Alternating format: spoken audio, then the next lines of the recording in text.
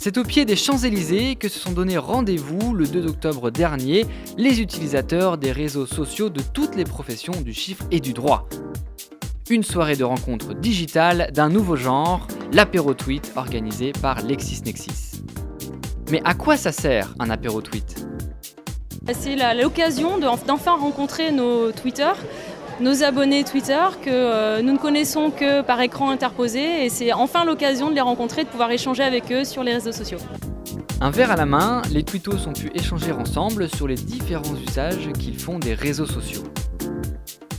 C'est un facteur de veille important, donc la profession, si elle veut rester en écoute et en éveil sur l'actualité, sur des normes professionnelles, sur l'actualité fiscale et comptable, c'est un des moyens importants aussi de rester informé. Sur un plan professionnel, ils font partie de ma vie quotidienne, et ceci sans aucune exception. C'est plus que maîtriser une image numérique, pour nous c'est un vecteur d'information pour nos clients. Twitter est un média qui nous a permis de délivrer des formats d'information qu'on ne pouvait pas délivrer jusqu'ici.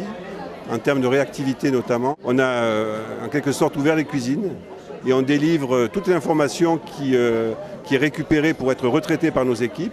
On la livre en source brute sur Twitter. L'occasion également de battre en brèche certaines idées reçues tenaces.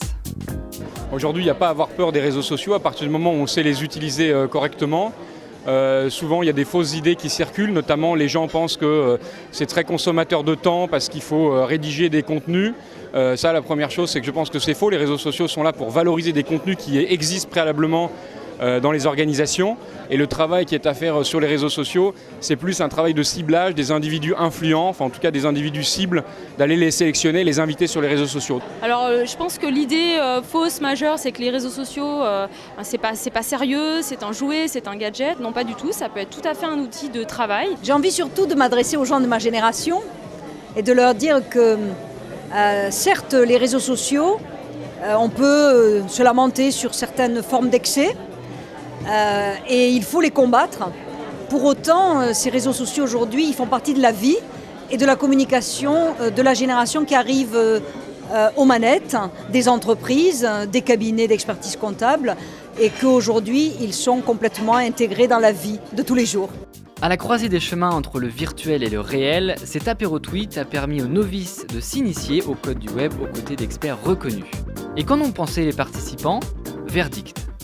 Je trouve ça une excellente idée et je trouve ça d'autant plus intéressant que des populations comme les experts comptables ou les avocats sont des populations qui ont encore beaucoup à apprendre sur ces réseaux sociaux, c'est pas dans leur culture et ça donne envie à des gens d'y aller, ça démystifie un peu les risques et encore une fois les préjugés qu'on peut avoir sur les réseaux sociaux. Très sympathique, très ouvert, on rencontre des gens qu'on a suivis, qui nous suivent, on a échangé dans un monde entre guillemets virtuel, c'est l'occasion jamais de se retrouver autour d'une coupe de champagne et d'un petit verre, c'est toujours très sympathique. Le média social, on est dans un univers virtuel qui certes permet beaucoup d'échanges, mais pas en réel. L'apéro tweet permet d'aller au-delà. Moi, j'ai pu rencontrer des personnes avec lesquelles j'ai déjà échangé sur Twitter et qui sont venues aux apéros tweet. Et dans un réseau professionnel, c'est important de rencontrer les gens.